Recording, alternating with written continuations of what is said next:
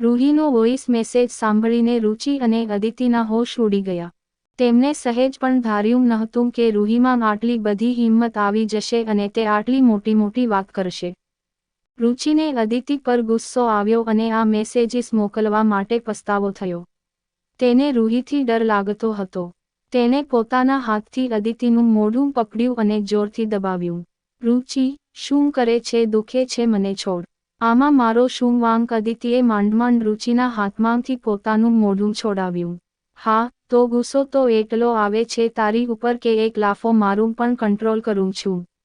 આ તો એવું થયું કે આ બેલ મુજે માર. તે તો કહ્યું હતું મૂર્ખ અને ડરપોક સ્ત્રી છે.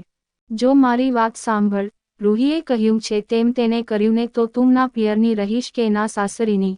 રસ્તે રઝળતી કરી દઈશ હું તને. રુચિએ અદિતિને ધમકાવી. અદિતિ તેની ધમકીથી ડરી ગઈ. તેને મનાવવાની કોશિશ કરી. રુચિ, મને થોડી ખબર હતી કે તેને ગંગામૈયાની એક ડૂબકી આટલી તાકાતવાળી અને બહાદુર બનાવી દેશે. હું તેને જેટલું ઓળખતી હતી તેમ તે એક ડરપોક સ્ત્રી હતી. આટલી બધી હિંમત તેનામાં કઈ રીતે આવી તે ખબર નહીં. અદિતિ પોતાનો બચાવ કરતા બોલી. હવે જે બાજી બગાડી છે તે તું જ સુધારીશ. રુચિએ બીજો પ્લાન બનાવતા કહ્યું. અને તે શું? અદિતિએ પૂછ્યું. તું તપાસ કરાવ કે રૂહી હરિદ્વારમાં ક્યાંક છે, કોના ત્યાં છે, કોના ટેકાથી તેને આટલી બધી હિંમત મળી. તે વ્યક્તિની પૂરી જન્મકુંડળી મને એક અઠવાડિયામાં જોઈએ. રુચિએ કહ્યું. તેની વાત સાંભળીને અદિતિ ટેન્શનમાં આવી ગઈ.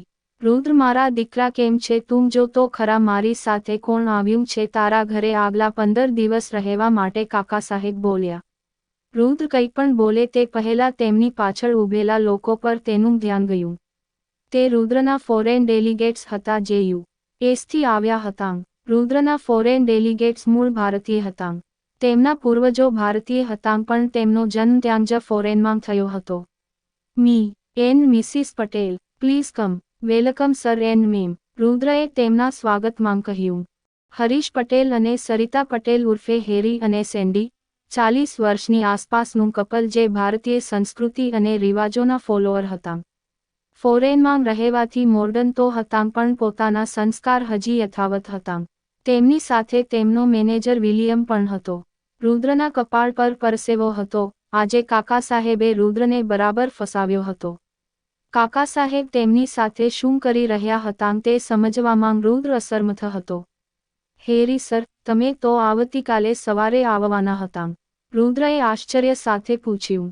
રુદ્ર, મેં તારા મેનેજરને કીધું હતું કે હું 1 ડે પ્રાયર આવીશ. મે બી યુ ફોરગોટ, બટ યોર કાકા સાહેબ ઇઝ સો સ્વીટ. તે તેમના પૂરા પરિવાર સાથે મને વેલકમ કરવા આવ્યા. હેરીએ કહ્યું. રુદ્ર સમજી ગયો કે મેનેજર કાકા સાહેબના પૈસાથી ખરીદાઈ ગયો હતો.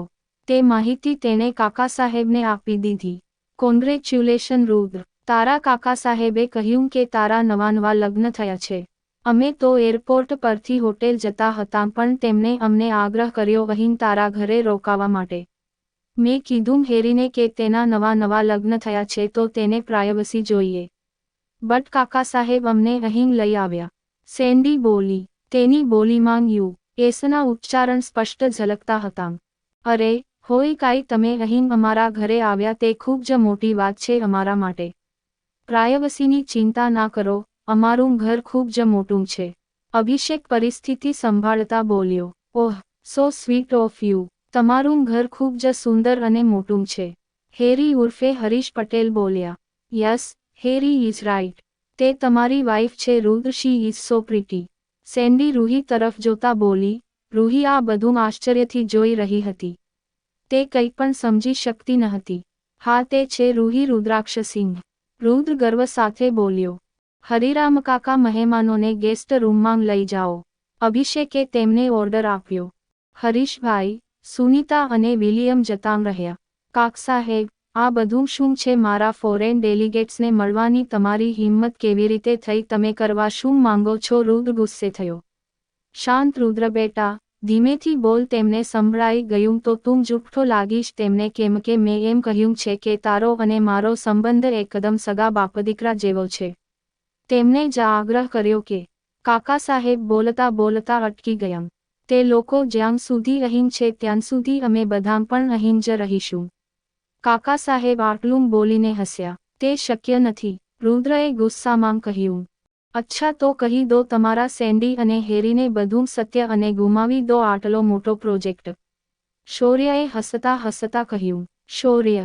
રુદ્ર ગુસ્સે થયો. શૌર્યએ તેની નજર રૂહી પર નાખી જે રુદ્રથી સહન ના થઈ. અભિષેક વચ્ચે પડ્યો. હરિરામ કાકા આમને પણ ગેસ્ટ રૂમમાં લઈ જાઓ. અભિષેક બોલ્યો. કાકીમાં રુદ્રને માથે પ્રેમભર્યો હાથ ફેરવીને શૌર્ય અને હરિરામ કાકા સાથે જતા રહ્યા. કાકા સાહેબ રુદ્ર પાસે આવીને બોલ્યા. રુદ્ર, તું અને રૂહી પતિ પત્ની નથી તે વાત હું જાણું છું, પણ આ વાત જો તારા ડેલિગેટ્સને જાણ થશે તો શું થશે? તમે મને બ્લેકમેઇલ કરો છો? રુદ્ર બોલ્યો. ના ના દીકરા, તને બ્લેકમેઇલ નથી કરતો. હું તને પરેશાન કરવા આવ્યો છું, એટલો પરેશાન કે તું આવીને મારા પગે પડીશ. કાકા સાહેબ આટલું બોલીને અંદર રૂમમાં જતા રહ્યા. તેમના ગયા પછી રુદ્ર અને અભિષેક રૂહી સામે જોઈ રહ્યા હતા. રુદ્રએ અભિષેક સામે જોયું. અભિષેકે તેને કંઈક ઇશારો કર્યો. રૂહી, તમારે મારા પત્ની બનીને રહેવું પડશે. રુદ્રએ ખચકાતા કહ્યું. હા હા, તમે ચિંતા ના કરો. હું તમારા મહેમાનોને સારી રીતે સાચવીશ. તેમનું ધ્યાન રાખીશ. તમે ઘણું કર્યું મારા માટે, હું એટલું તો કરી જ શકું ને. કાકા સાહેબ અને શૌર્યને પણ જોઈ લઈશ, રૂહીએ પૂરા વિશ્વાસ સાથે કહ્યું. રુદ્રએ લાચારીથી અભિષેક સામે જોયું. અભિષેક સમજી ગયો. તેણે માથું હકારમાં હલાવ્યું. તે રૂહી પાસે આવ્યો. એમ નહીં રૂહી, રુદ્રના કહેવાનો મતલબ તમે સમજ્યા નહીં. અભિષેક બોલ્યો. શું? અભિષેક રૂહીએ પૂછ્યું. એ જ કે તમારે રુદ્રના પત્ની તરીકે વધવું પડશે. બધાની સામે એક નવવિવાહિત યુગલની જેમ તમારે રુદ્રના બેડરૂમમાં થોડા દિવસ રહેવું પડશે. તમારે બધાની સામે એકબીજાના પ્રેમમાં હોય તેમ જતાવવું પાંચડશે. અભિષેક થોડી નારાજગી સાથે બોલ્યો. અભિષેકની વાતે રૂહીને આંચકો આપ્યો. આ વાત તેના માટે ખૂબ જ આઘાતજનક હતી. આરુહે સાંજ પડતા જ રુદ્ર અંકલના ફોનની રાહ જોવાની શરૂ કરી દીધી. સાંજના 7 વાગ્યે અહીં ડિનર કરી લેવાનો નિયમ હતો. તે ફોન તેના લોકરમાં મૂકીને ડિનર કરવા ગયો. અહીં ડિનર માટે એક વિશાળ હોલ હતો જેમાં ટેબલ ખુરશી લાઇનસર ગોઠવેલા હતા. ટેબલ પર થાળી, વાટકી, ચમચી અને ગ્લાસ હતો. અહીં રોજ સાંજે સાત્વિક જમવાનું પીરસવામાં આવતું. જમવાનું એઠું મૂકવાનું મનાઈ હતું. આરુહને રોજ મમ્મીના હાથનું ટેસ્ટી જમવાની આદત હતી. તે માંડ આ સાદું જમવાનું ખતમ કરી શક્યો. તે જમીને રૂમમાં આવ્યો ત્યાં સુધી તેનો રૂમ પાર્ટનર ત્યાં આવી ગયો હતો. તે તેનાથી 1 વર્ષ મોટો હતો. તે પણ મુંબઈનો જ હતો.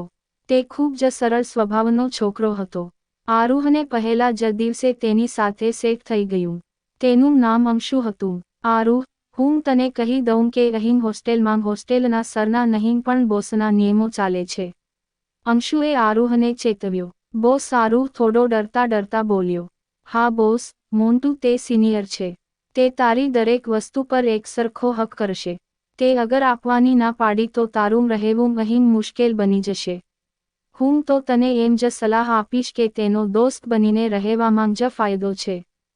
તે તારો ઘરેથી આવેલો નાસ્તો, લેપટોપ, આ મોંઘું શેમ્પૂ, સાબુ બધું તે યુઝ કરશે.